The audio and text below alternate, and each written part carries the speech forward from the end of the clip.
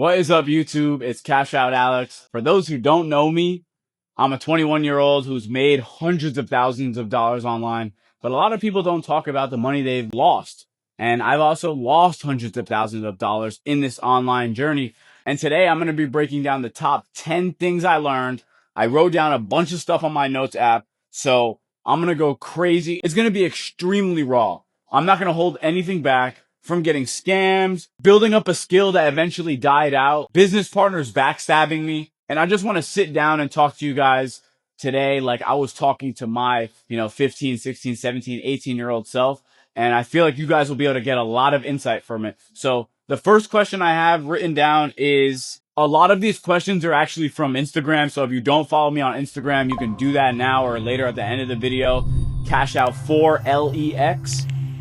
I'm going to pop it up on the screen. But the first question I have here is, what age did you start trying to make online money? And what was the first thing that you tried? So I love this question because it brings me back to day one, which was I was trying to make money I started thinking about money when I was 14 years old. Now, whether you believe a 14-year-old should be thinking about money or not is neither here nor there. I personally don't think you should, but some people are not, fortunate enough to be in those type of positions. So with that being said, the first thing I tried was sneaker reselling.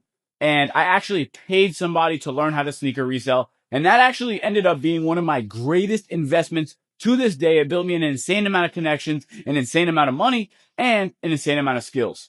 My other side hustle, aside from the sneaker reselling, I mean, I was a full-time student, but, high school is fake. If you can't pass high school, I'm sorry, you're pretty retarded. But my second little hustle was actually fixing phone screens. The reason for this was I learned the little skill of just buying it. All you have to do was buy the tools, pop the screen open, put it back on there. It's gotten very hard recently. Like with the new phones, it's much harder. But with the 5s, the 6, the iPhone 7s, 8s, 9, or not, no 9s, but even the XR, it was so easy because the screen was like $40. And then people would pay like 100 to 140. So every time I would fix a screen, it'd be like $100 profit damn near. And it would only take me like 30 minutes. And my main form of getting leads and stuff was basically just Snapchat and word of mouth. And by the way, $100 every 30 minutes or hour, every time you get a phone is a pretty big deal. But I made a lot from sneaker reselling as well. Number 2. What was my life like before Miami? What was my environment and how did it hold you back or push you forward? So my journey was all over the place really, but let's go back to my mom's basement. So my mom's basement was horrible. I'm going to put it straight like that. It was the most depressive time that I can ever think about it in my life because I was trapped, not in her house, but I was trapped in my own mind. I knew that I was built for more, but my life did not reflect it. And it was very hard to break out. And every time I would break out, since I was at my hometown and I was chilling with, basically a whole bunch of degenerates. I was chilling with degenerates. It's very easy to fall into a degenerate lifestyle. And I think that that's where I got caught up. And yeah, my environment was not good. And environment plays an insane role in today's day. An insane role. If you're not crafting your environment to be perfectly exactly what you want, you're not going to succeed. Every single day I wake up, it's my ideal day. I do exactly what I want. I hang out exactly with who I want to hang out with. I build what I want. It's the perfect day. And I've built my life like that. And yes, it's extremely freeing. But more importantly than freedom is it drives me and motivates me like nothing else. Because I struggled so long in my mom's basement, in my mom's house, getting, everything fed to me, no bills, no nothing. I had no stresses. And so it was so hard to break out because I wasn't in pain enough. Eventually it got to a point where I was like, damn, like I'm, time is coming. Like I'm getting old. What am I going to do? I'm not going to college. I got to figure it out. And luckily I'm here through skill and luck, but let's continue. That was number 2. Number 3. What was the dumbest thing I spent money on when I first started making it? And what did it teach you? So I think I've always been relatively smart with money. And maybe something dumb I used to do is a lot of the sneakers and clothes that I used to buy for reselling, I would keep or give to family members and things like that, which I don't regret. But, I'm not running a charity here. I'm trying to run a business. I learned things like that, but it's still good to be generous. Maybe investing in the stock market early on was actually a big loss for me. I thought that I was going to get rich trading, and I've learned that trading for me is much more of a wealth preservement and being able to beat inflation instead of just leaving my money in the bank. Now, I obviously make more than the average, whatever, 10, 15% a year with trading. I think right now I'm at 50 or 70, something around those lines for the year. But that's what I focus on trading right now. I keep it long term. And I think that long term is the way to go. I've probably lost close to $100,000 trading. Maybe not 100, maybe like 70. Maybe like $70,000 trading and learning and spending money from the ages of 16, 17, 18, 19. But yeah, I learned that, even though the money doesn't feel real, it's real. And so, that's why I can do things like going to the casino or, I don't sports bet or things like that because I understand the value of money, even if it is in a digital format. And I think that that's very key. What was the moment that I almost quit and what made me keep going? So I'm going to be honest. I've had plenty of moments where I wanted to quit and they're going to happen. It's a guarantee that they will happen at some point that you will feel like, damn, I want to quit. And that's fine. So I guess moments where I really wanted to quit was, um, the trading, right? Losing all that money trading. When sneakers died, I had lost a little bit on inventory. I lost a lot in software. I had over 10 to $15,000 worth of software just for trading and botting that ended up going basically to zero because the entire market down. All the sneakers that I was holding, essentially, I had to break even on. So I wanted to quit there. Then I started getting into stocks. I wanted to quit there because I lost a bunch of money. I tried NFTs. I actually did really good with NFTs. And then randomly my wallet got drained for like $25,000 in the blink of an eye. You would never believe it from clicking a link in the YouTube description and downloading something. Insane. Instantly gone. Just like that. I wanted to quit there. Um, and I've even found times where I wanted to quit Amazon, which is where I currently do and what I teach right now as well. But the point is, I only got here because I kept going. I didn't get here because I quit. Now, I know I threw a lot of things out there, but truthfully, all of those things that I was telling you that I was doing for years at a time. You might look at those as wasted time, but I look at those as lessons, and they were lessons. Each and every single one of those things taught me something that I now use to propel my success essentially right now. All right. The next question is, what skill do I think made me the most money and how long did it take me to actually get good at it? So the truth is I'm still building this skill, but my number one skill by a long shot is communication. No doubt. I'm going to tell you why right now. Not only does it significantly help my business, it helps my negotiation with my Amazon and distributors. It helps my students by a lot because I can accurately communicate and listen to what their pain points and problems are and help them with a solution. It also helps my relationships with my family, any girls that I talk to, friends as well, because I'm a very good communicator. And of course, like I said earlier, I'm still building on this skill. And even with content, I'm building on it and documenting. And that's the fun part, I guess, about it. But yeah, it helps me network.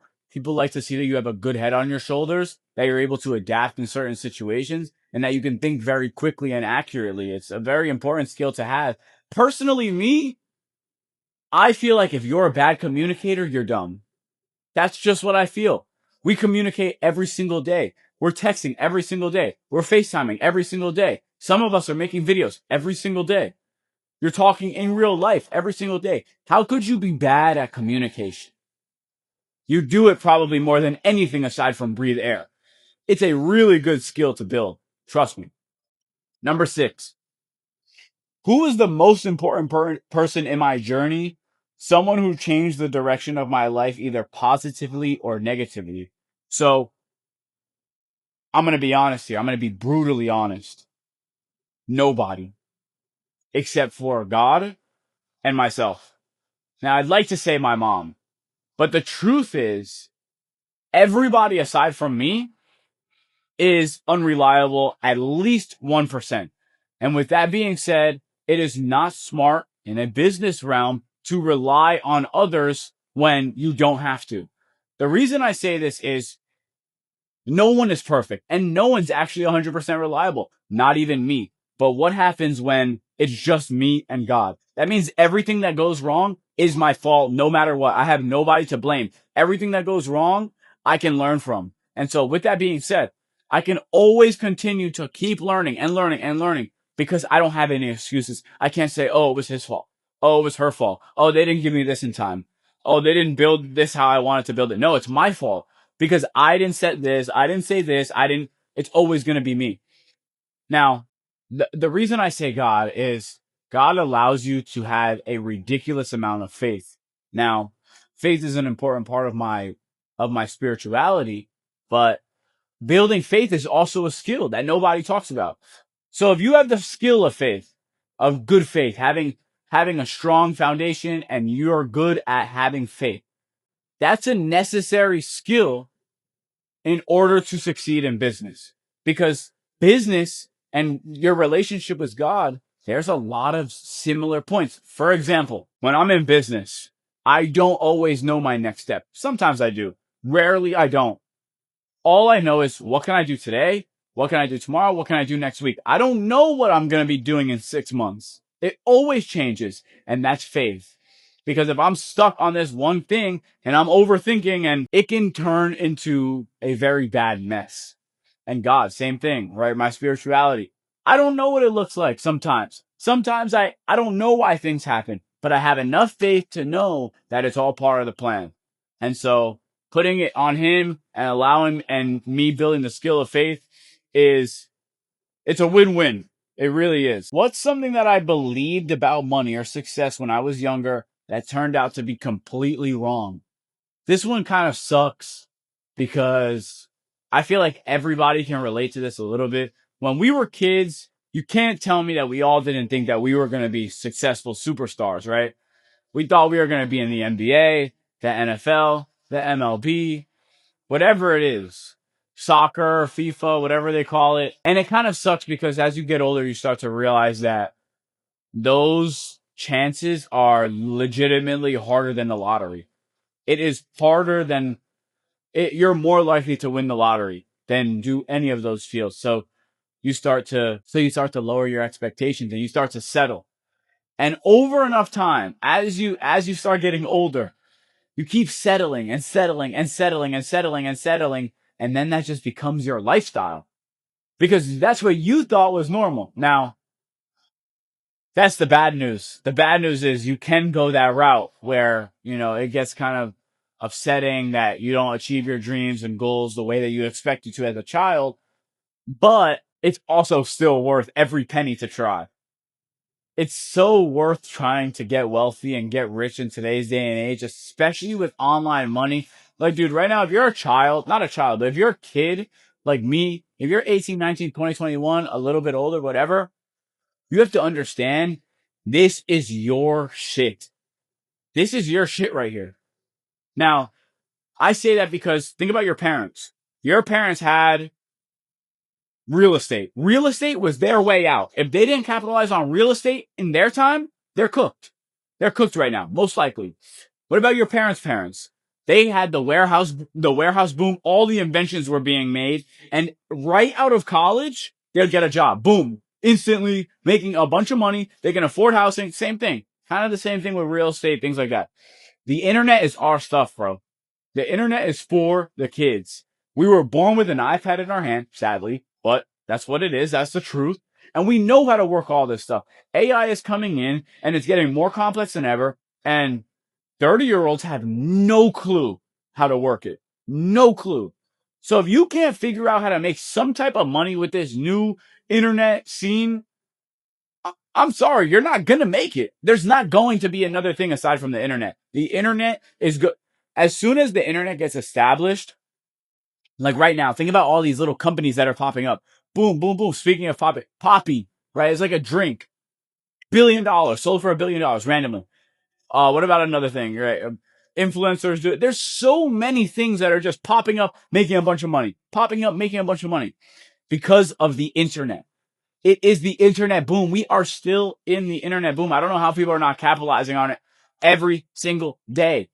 I just built my entire dream life. I have my dream car.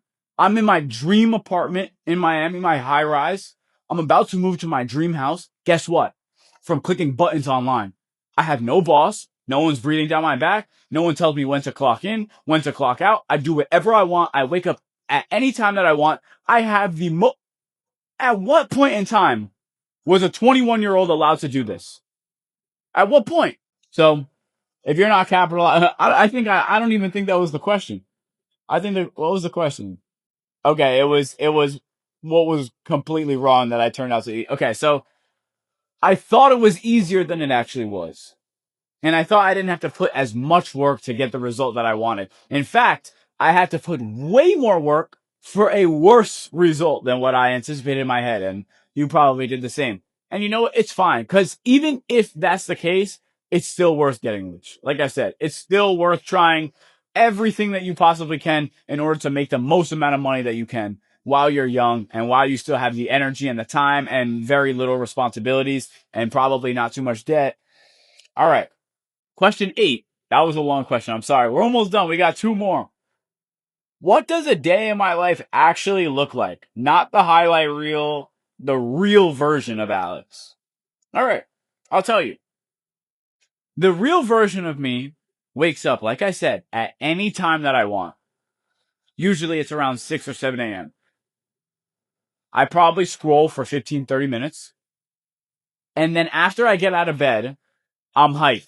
Like my testosterone is surging. I'm up. What can I do? How can I make money? Let's get to it.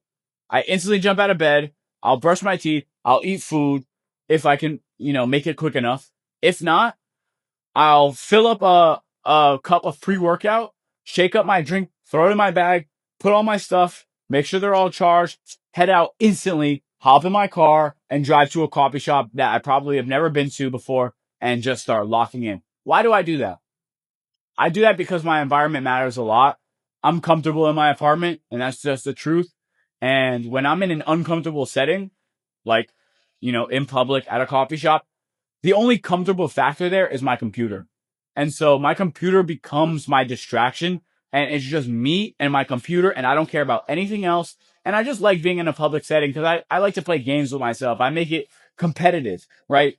Who's working harder than me here? Blah, blah, blah, blah. And I also like to see other people in that headspace too, because it's not easy to see it in your own bedroom. You shouldn't work in your bedroom. You're supposed to keep that for sleeping, keep everything separate so that when you step in an environment that is intentional, right? When I step in that coffee shop, I'm not there to have fun or drink coffee or look at girls. I already know what it is. It's work. I'm here for a reason. I drove 20 minutes here for a reason. I can't lollygag now. And then what am I doing on my computer? So I'll do really deep work from about 9 a.m. to 2 p.m. And this will consist of everything: negotiating deals, talking to my VAs, purchasing new products, checking distributors and suppliers for new products, helping my students do all of those things that I just listed, right? That takes a lot of my time as well. Helping my students takes more time than running my own business, honestly. But it's worth every minute I spend. I truthfully do love that a lot. Speaking of, if you do want to become one of my students, I am running a little form right now. I'll text you personally. You're not going to be speaking to a random person. I don't even think I'm going to have you watch a video. I'm literally just going to explain everything over iMessage. And if you like it and I like you, we'll hop on a phone call and maybe see if we're a good fit for each other to see if you can start an Amazon business in 2026. But aside from that, what else am I doing on a day-to-day basis? That's it. Yeah. So how I structure my days is through my journal. My journal controls everything. So I really recommend everyone get a journal. It's helped me a lot. Like seriously, So when you open it, there's two, each page is the same day. So 2 pages are one day. On the right side of my journal, it's notes, ideas, and then something I'm grateful for. And then on the left side, it's any calls that I have to take, 3 really difficult tasks that I'm guaranteed going to get done, and then 5 mediocre tasks that I'd like to get done. And then when I go to the gym, things like that. And that's how I structure my day. I like structure. I think that's one of the best things that school taught us. Structure. If you have gone, like, I've been in the phase where I leave structure. After I dropped out, I was waking up at like 10 o'clock, 11 o'clock, noon. It is the most depressing thing ever. I don't know how people do it on a day-to-day basis. Literally your whole life you've been going with structure and then randomly you're just going to switch and not have structure. I don't know. And I work better when I have structure. I like seeing it out in front of me. I like crossing things off physically when I get them done. I've just learned over all these years the things that I like, the things that I don't like, the things that make me work hard, the things that make me lazy. And that's what you guys need to be doing. You need to be very intentional with your time because all you have is time right now. When you're young, all you have is time. So make sure you're using it right. Number 9, one more after this. What was the thing that I wish someone had told me at 16 that would have saved me years of struggle? Definitely delayed gratification. Definitely building a better relationship with God. I think as a 16-year-old, I didn't take it as seriously. I didn't think about life as in depth as I think about it right now. And I'd probably say save as much money as you possibly can, because when you're young, you're not thinking about saving. You're just thinking about making. And that's understandable. I get it. You should be actually spending a lot of money on gaining new skills, paying mentors, joining groups, communities, whatever you can do. But you also need to be very conscious that this is probably the only time of your life that you're never going to have bills. You probably don't have a car payment. You may or may not pay for an apartment. You don't have to pay for groceries. You're actually saving a ridiculous amount of money. So if you can, try to save the equivalent amount of money in a bank account that you don't see every single day. If you see it every single day, you're going to touch it. Put it in a different account and save it. Why would I tell you to save money when you should also simultaneously be trying to make more money and build your skills? Because one day an opportunity is going to come across your hands. And guess what? There's a big chance it's going to require some money. And guess what? If you have none, what's your answer to the opportunity? Oh, you don't have a choice because you have no money and the opportunity requires money. So that door that was just cracked a little bit that might have been really worth it for you is going to be closed, all because you didn't have money. So save, because a rainy day will come. A good opportunity will come. I'm 1,000% positive. There have been days where I didn't have as much money as I'd like to have on hand and I missed out on opportunities. And who knows where they would have gone? I don't know where they would have gone because I didn't take them. But that price of not taking the opportunity, not taking the risk, the worst price to pay. You do not want to pay that price. And last but not least, number 10, what am I genuinely afraid of right now about my business, my future, or where I'm going? This was a tough question for me to answer because I do not live in fear. I don't believe God gave me a spirit of fear. And there are very few things that scare me in life. Now, if I had to pick one, it would definitely be my family. I think that I'm scared that these years that I'm hustling and putting my head down and not building my relationships and nurturing them as much as I should. Like, I don't talk to my parents as much as I like. I don't talk to my cousins as much as I'd like. My grandpa, I don't talk to as much as I like. Things like that. I'm scared that these are going to be key moments that I wish I didn't do that. And I'm kind of caught between these crossroads where, I'm building my life. I need to be a little selfish because I have my whole life ahead of me and I need to make sure that I have strong foundation so that I can support me, my family, a wife, kids, a house, and potentially others of people. And nowadays, personally me, with all my students, I'm building their lives up as well. So I'm taking on a lot of stress and a lot of mental capacity. Just the other day, one of my students who's 19 years old bought a car off Amazon. And then a few months back, a 16-year-old bought a car off of selling on Amazon. I just found another here. I'll show you. A matter of fact, I'm gonna show you. Look at this. 19 years old, bought a car off Amazon. Here's another one. Look, I'm just scrolling. Look at this. This kid, Caden. What does that say? Crossed 6 figures just for the year. So it's a big responsibility to be able to show up every single day. I have to be 100. There's days where I get headaches, things like that. And it's scary because are these going to be key moments that I wish I have spent with my family or back home? Because right now I'm in Florida. My family's in New York. So that does stress me and it does worry me a little bit. So I hope that God is gracious enough to give me time to be able to do both. But yeah, if I had to answer that question, that's what it would be. But I hope you guys learned a ridiculous amount of value from this. I'll drop more videos like this. If you like this video, if you comment, I will respond to every single comment, guaranteed. Like I said, if you want to be my student, it's going to be the first link in the description. Just fill out the form and I appreciate it. And subscribe. So it's your boy Cash Out Alex. Like I said, if you like videos like this and you want more, hey, let me know. I can pump these out. I'll see y'all next time.